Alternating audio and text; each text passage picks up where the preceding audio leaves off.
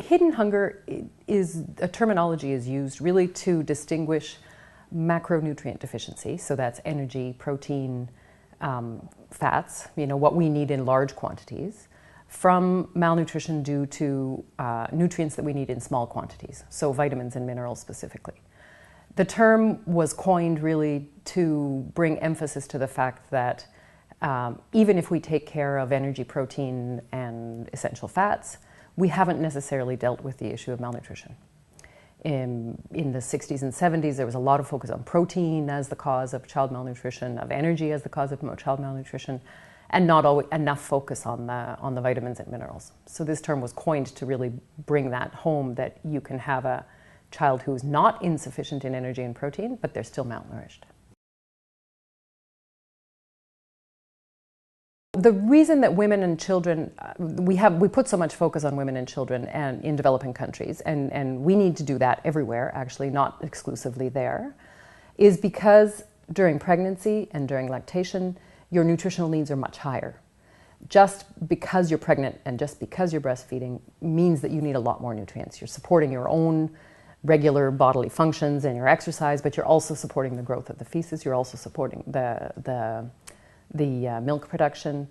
And then in childhood, as I mentioned before, growth rate is so much faster than it is at any other stage of life. And brain is developing. Its brain is not fully developed during pregnancy. It is also developed after pregnancy, after the baby is born.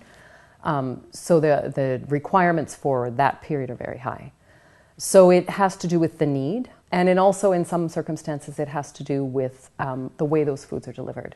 Young children particularly can't get the quantity of nutrients that they need if they're just eating what the household is eating. Particularly under 2 years of age, well, from 6 to 24 months of age, which we know as the complementary feeding period. If the child just eats from the plate that the family is prepared, the quantity of nutrients that is contained in there, what we call the density of nutrients, is insufficient. So you really need to be preparing separate foods for those children 6 to 24 months of age.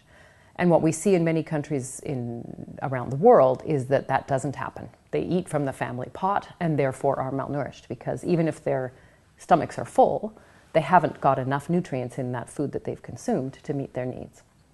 And then finally, in some cultures around the world, women eat last, right? And children eat last. And so they're not necessarily receiving the quantities that they need. So there's also an equity distribution within the household issue that we sometimes have to address.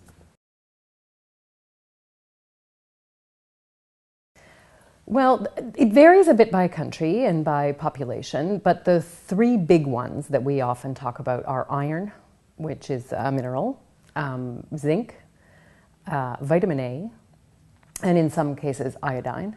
Also, iodine is not something that is so much the types of foods you're consuming, but how much iodine there is in the soil. Because iodine passes from the soil into the food, and if you're living in a region with iodine deficient soil, then the foods are iodine deficient. The other ones, like I mentioned, vitamin A, zinc, iron, that has to do with the types of foods that you're consuming. We also know that those are sort of what we call the big three or the big four. If you're looking beyond that, we also know that now vitamin D is deficient in many diets. Even in North America, you're probably hearing a lot about the importance of consumption of vitamin D. It's a vitamin that we know less about, but there's a lot of indications that it's deficient. Calcium in some populations. If you don't consume in non-milk drinking, shall we say, populations, that's another issue. Folic acid. The list can be very long.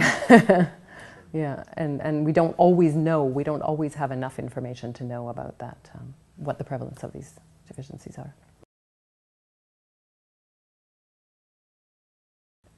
We have a lot of momentum right now. When I started in nutrition a very long time ago, we were the poor kid on the block, and a part of the problem with nutrition is that it's important for all aspects of health.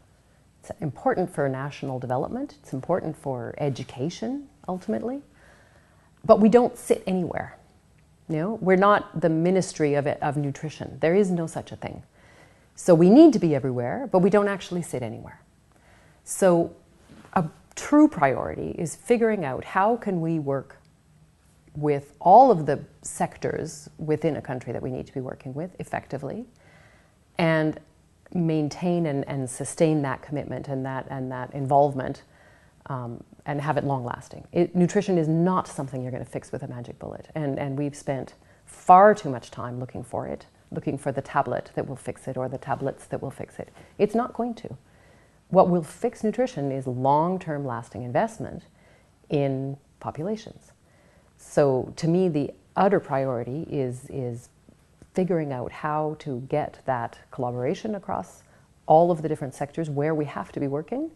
Agriculture I haven't mentioned, but that's of course vital. You know, food is the basis of it all, and then getting the commitments, like I said, the national budgets, alignment of donors, so that the investments can be long-term and not short and see no measurable results.